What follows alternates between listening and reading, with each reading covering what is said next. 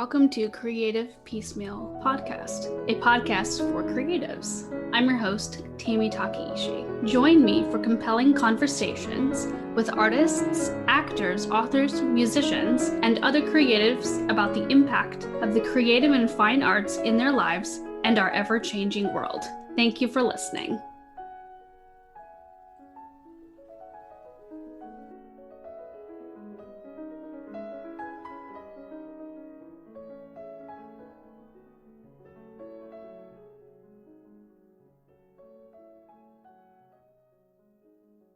Hello and welcome to Creative Piecemeal.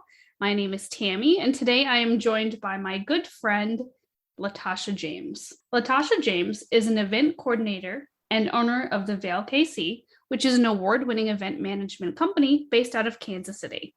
They've won local awards from her peers, such as the Mountain Mover Award. The Vail KC is also nationally recognized with the Knot and the WeddingWire, and have won the WeddingWire Couples Choice Award for 5 years in a row.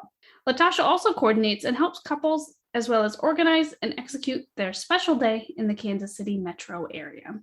Welcome to the show. Hello. Thank you so much, Tammy. It is so good to hear from you and to be a part of today's show. Well, you're very welcome. I'm really excited to highlight you. You've been doing some amazing work in the Kansas City area with your company, the Vail KC. Can you tell us a little bit more about your company and how you got into it? So the Vail KC was really, it fell in my lap. I had worked in the science fields for a long time and had found myself really just bored. I'm kind of a chatty cat. And so working in an environment that is very quiet had just become very hard for me. And so I started to look for a place that I could really use my creative side and all of this energy that I had and my passion for events.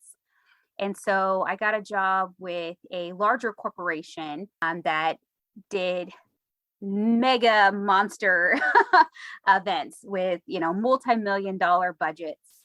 And when we became pregnant with our son, we realized being gone 70% of the time just wasn't conducive to raising a family. And we needed to come up with something different and new. And so that's what we did. I came home to be a stay-at-home mom. And that boredom kind of sunk in again, where I was like, I have so much energy and so much capacity. I've got to figure something out. And that's when my best friend, my high school best friend, was like, well, why don't you keep doing events? And I thought, well, what events can I do that are only on the weekend? I distinctly remember my Valley girl snotty voice looking at her thinking, I'm busy during the week. I'm playing mom over here. And she's like, well, what about weddings and other events like that? You've been doing them for your sorority sisters, so why not others? And it was just the biggest aha that I've probably ever had. That's wonderful. And, you've won several awards, including 5 years in a row, including in 2022 from WeddingWire, the Couples Choice Award, and as well as the Mountain Mover. Can you tell us a little bit more about what that means to you when you get those awards and what you have planned for the new year? I think at the end of the day, whenever you are putting boots on the ground and you're working hard, it just feels fantastic to be recognized for those efforts. I think there's lots of really great people who work day in, day out, and you never really get those pats on the back.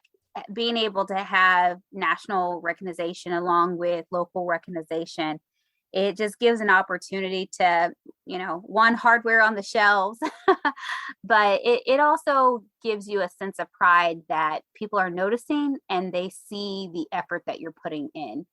And so I'm just very thankful to have those opportunities to feel that and to share with our teams that, the things that we're doing makes a difference. People notice it. You mentioned that you do both events and weddings. Is there an event that you've got like a funny story that you can share? Every event always has something that's crazy or out of the ordinary, or just something that, our job is to put out fires. So I guess I'll tell that story, because it's not someone's personal wedding story. We were doing a non-for-profit event, and we had a red carpet. It was a red carpet event. Everybody was getting out. We had the red carpet lining heading up to Arrowhead Stadium, and it was chilly. And so we had, those furnace, the outdoor furnace. Oh, what are those called? A space heater? Yeah, like the tall fire torches.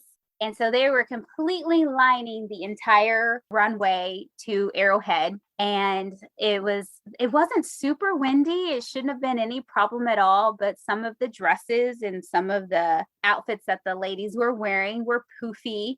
And I think because of just the outfits and the runway and the weather and everybody huddling together, and there were photographers everywhere, it just made for a very tight space. And tight spaces with lots of fabric and heat elements can be combustible.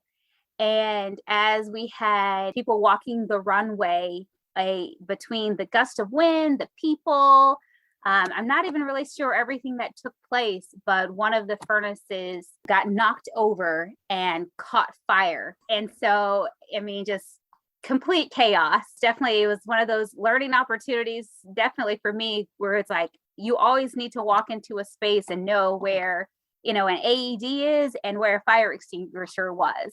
I remember running as fast as I could into Arrowhead and thinking, okay, like, where would there be a fire extinguisher? There's all of these halls, there's all of these doors. Where is a kitchen? Like, where, like, logistically, where would it be? And I remember trying 2 different doors before I finally found a door that had a kitchen that had access to a fire extinguisher, pulling it out and running back out to the red carpet and putting the fire out. Oh, goodness. Well, you saved the day. Well, I saved the rest of the red carpet. Oh, goodness. And for those of you who don't know, Arrowhead Stadium is the football stadium, home of the Kansas City Chiefs. But yeah, it sounds like you literally had to put out fires with your job. That is what you are hiring. You are hiring a team of insurance and problem solvers, and someone who is able to think on their feet very quickly to make sure that your events are running smoothly. It looks different for every single event. It all centrifuges down to, is it smooth? Is it cohesive? Is it organized? Mm-hmm. What is a piece of career advice that you ignore and one that you always follow?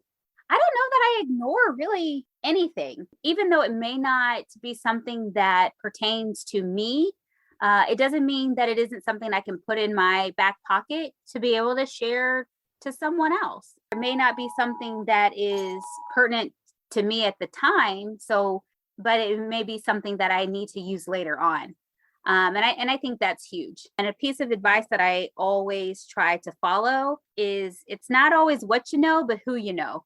And networking is huge. I have been very blessed that my network is vast and wide and deep. It saves me money. It puts money in my pockets, and it keeps me mentally strong. That makes a lot of sense. Yeah. Like you said, you never know what kind of advice could maybe not be the right fit for you, but could be a great brainstorm or piece of the finishing puzzle for another person. And yeah, networking, you can never say enough about networking. No, I have been very blessed, and especially during this season of ups and downs and cancellations and rescheduling, knowing that other vendors in Kansas City trust you to share your name when everyone's going through so much and your name still comes out of their mouth. It's just very humbling, and just it's very heart. It makes my heart explode. I am very blessed to not have to put big dollars into advertising and marketing, because I've got such a great network that shares my name in spaces when I'm not there. That's wonderful. Yeah, I've read the accolades, and you're very well loved for what you do, which is fantastic. to see that you've found such a passion and you're helping people out. I don't know that anyone can fully express like how awesome it is to help someone execute their vision. Like I said, we only do about 60% of our business is weddings, and then 40% is everything else. Anything from corporation events, fundraisers, non-for-profits, hair battle showcases, really anything that needs executing, but you don't want to have to do it yourself. And to see directors and brides and just, community leaders have ideas that they want to share with the world. But at the end of the day, at the event, they need to be rubbing elbows and enjoying the event, or working with their shareholders. And so for us to then take those ideas and execute them and see just the delight of faces through those events is just, there's no words. You truly cannot describe. I mean, you feel like Superman.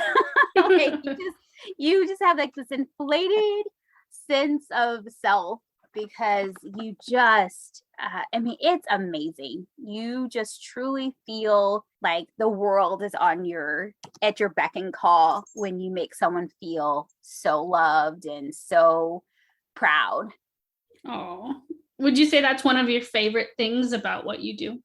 Oh, absolutely. Absolutely. It is one of those things where I get to stand back and don't shoot me, but I don't know that I'm a super creative person. I love to be able to live that through all of my clients. I think maybe I'm a poser when it comes to some of those creative ideas, and I can execute very well. But I don't know that I'm always the one that comes up with the genius. And so to get to, wear their shoes for the day and have those creative ideas executed by me, it elevates myself in a way that I don't always get to be. I think sometimes we think that it's poser syndrome, but I just really enjoy getting to see such creativity and such experience from other people's point of views that I then get to be a part of it. Mm-hmm. I must say, though, executing plans does take a lot of creativity, because you've got like your color coordination and you got your call logs and all your 10 million planners, like that definitely takes creativity. Like it's its own little Tetris game right there, to pull off an event smoothly and to the level and caliber that you do. Oh, well, thank you. I think sometimes we all fall into that thought of imposter syndrome, because, there are people who are designers and they are truly creating masterpieces like of artwork for these events. And at the end of the day, I know that isn't my spoke wheel, that isn't my lane, and that's okay. So I think that's where that imposter syndrome comes in for me, definitely. And that's okay. Yeah, I think a lot of people in the creative fields really struggle with that at one time or another, just because of the nature of what we do. Of course, it's going to be wedding season soon. I'm wondering, what do you think are going to be some trends that we might see in this new year? Kind of a mishmash, because we're still finishing up our 2021. There are still brides that are finishing up their weddings. So I think it has become kind of difficult to completely transition to 2022 trends, because we still have brides who were trying to get married in 2021, getting married in 2022. But for the brides who did plan for 2022, who are trying to get, who this was their original plan, we are seeing how during our shutdowns, how television shows and how just wanting to be safe has really taken a role in their event planning. So we're seeing smaller events, but still really high class. So when you are able to shrink your guest count, you have extra money to elevate everything. And so we're seeing some really fun events that are just lots of colors, but more intimate, lots of opportunities to have big showcasing pieces because you're not having 200 and 300 person weddings. We're seeing the TV show Bridgerton really playing in some of the style of some of the weddings. People have really enjoyed that old time feel. And we're seeing that with a lot of our brides, a lot of jewel colors coming out of winter right now. Emerald green has been such a popular color, and we're seeing lots of girls really loving the velvets and the deep, rich colors, and really pulling in those organic feels, their styles and with their colors. Oh, that sounds lovely. I've always enjoyed the jewel tones myself. Yeah, it's very exciting. I'm thankful for us to be moving away from not as much DIY. Yes. I imagine doing DIY would actually be harder than what people think. I think if you do not lay your timeline out just right, it can become incredibly overwhelming. Understandable. A little more serious question here. Did you have any barriers, whether internal or external, to reaching where you are in your career today?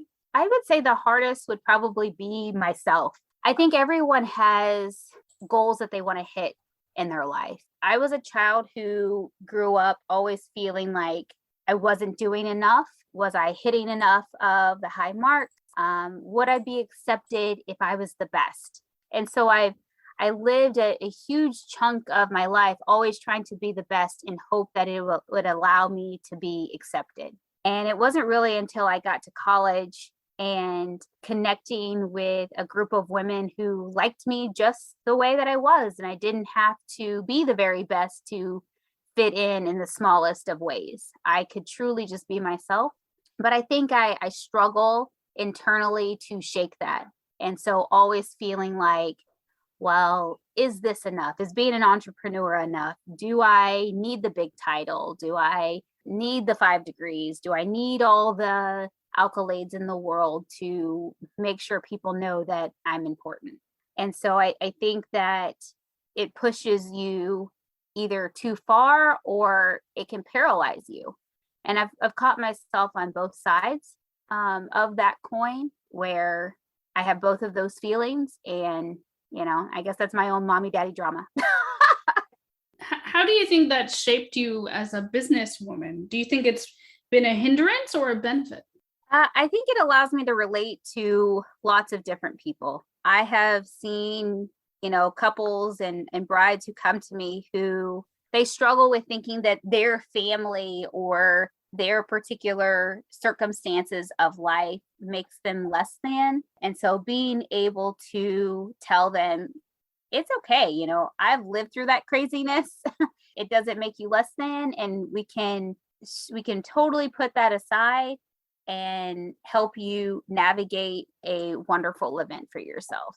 It's true. Our life circumstances leave an imprint, sometimes for better, sometimes for worse. In a lot of ways, it's kind of like, what can you do with the lemons that you've been handed? Yeah, I think that you can sit and stew on them and let them burn your eyes, or like the old saying goes, you make lemonade.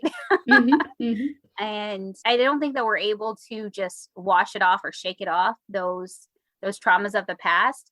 But it's one of those things that you have to decide, do you want to sink or do you want to swim? And so you can let those things weigh you down and sink you, or you can throw them and swim. And it looks like you're doing a fantastic job. You're not just swimming, you're winning that swim race. We're definitely trying and trying to make sure that there's enough energy to go around. In this last few years, of course, it's affected a lot of people being in the pandemic, but I was wondering, how has that affected your business, and what is something positive that has come out of the changes? I was incredibly blessed to be able to have clients that understood that their deposits and their money paid for, my livelihood, even when they chose to postpone or cancel their events. So for me, it just showed that humanity, it can be wonderful. We were very, very lucky financially. We did not hit some of the hard spots that some people did. I know business owners that have lost their businesses because of COVID, who were incredibly talented and wonderful what they do and able to bring such joy and life to their clients by creating such ornate, gorgeous spaces to host events. And, they won't be here at the end of this month. And so it's just very humbling to know that we were able to survive because of, good savings and fantastic clients. So it was just a good reminder that you not only are getting hired, but it's an interview. It's a two-way street, that I pick the clients and the clients pick me. And I picked some fantastic clients that didn't let us sink. That's wonderful to hear. It sounds like you really stay on top of your game. Are there any books that you've read that you feel have influenced you either from a business standpoint or a creative standpoint or just personal? I'm probably really bad in the book reading department of advancement. I tend to read love novels more than anything. But the way that we keep on top of and further education is I mentor continuously, or I job shadow. Whenever I don't have an event, I am always reaching out to vendors and I'm like, hey, can I come hang out? I have found I'm more of a hands-on person and I need to touch it and feel it to be able to understand the steps. Nothing is beneath me, I find that I am able to be the most creative thinker and problem solver because I've walked the miles of the florist. I've stood beside the photographer. I've been in the room with the DJ when he doesn't have a coordinator and what that looks like. So really just doing firsthand experience to make sure that I know how to be my best self.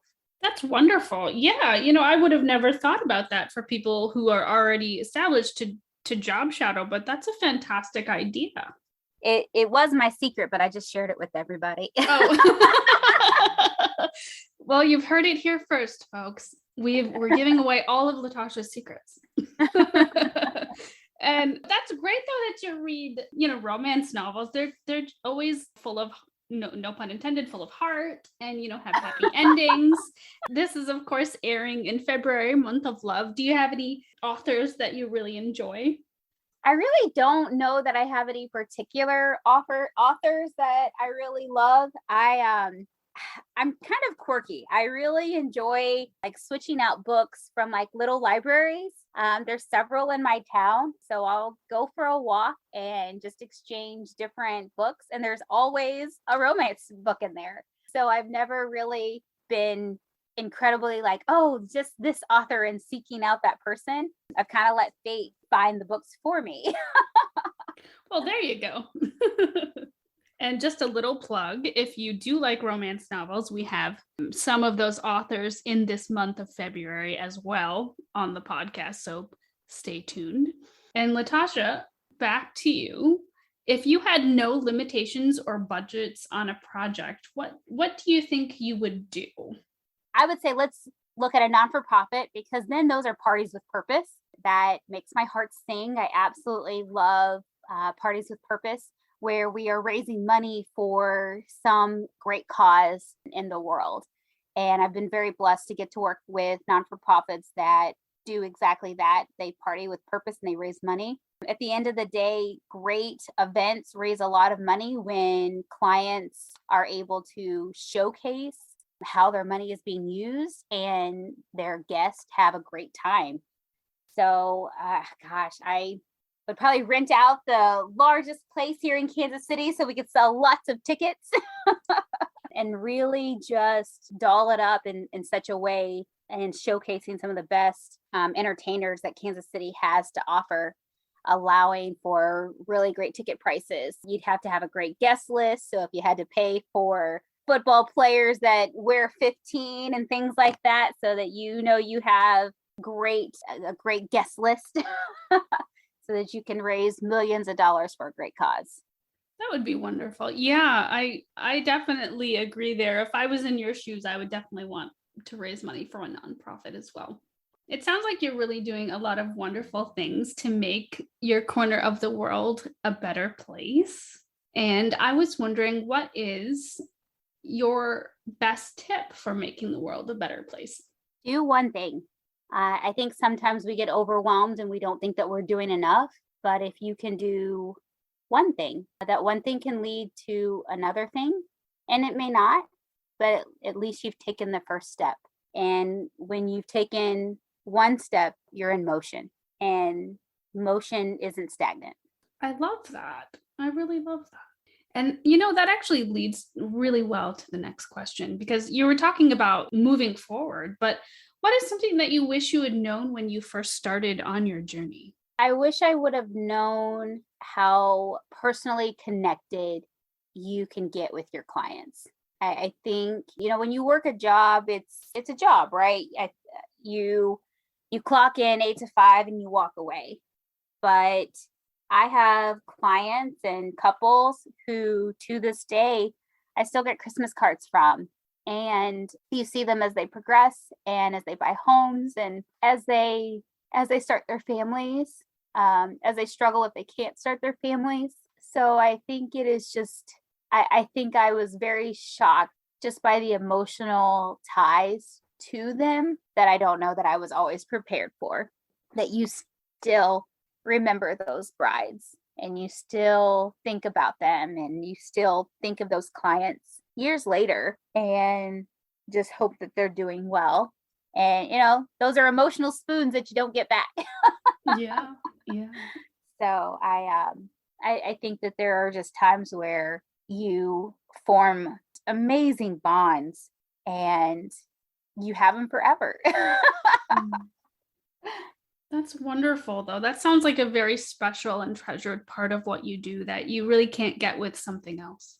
It's definitely nothing that I have felt in any of the other jobs that I've ever worked. And I love working. I absolutely enjoy, being a part of society and putting my my efforts to use. And so I've worked multiple jobs, sometimes at once. I've held director positions while I've run the Vail KC, and definitely say that emotional connection has never really happened with any of my other jobs. Very close with my job with the YMCA, because again, I'm working with people that are making a difference in their lives. But, I don't work with them for as long as my event planning clients. So before we go, I'm going to ask one serious question and one fun question. So which one would you like first? Let's go serious so we can end fun and laughing. Okay, sounds good. So serious question, in your own words, what does living a creative life mean to you? Living a creative life means to me not letting myself get stuck in a box, understanding that my pathway may be different than someone else's, and that is okay.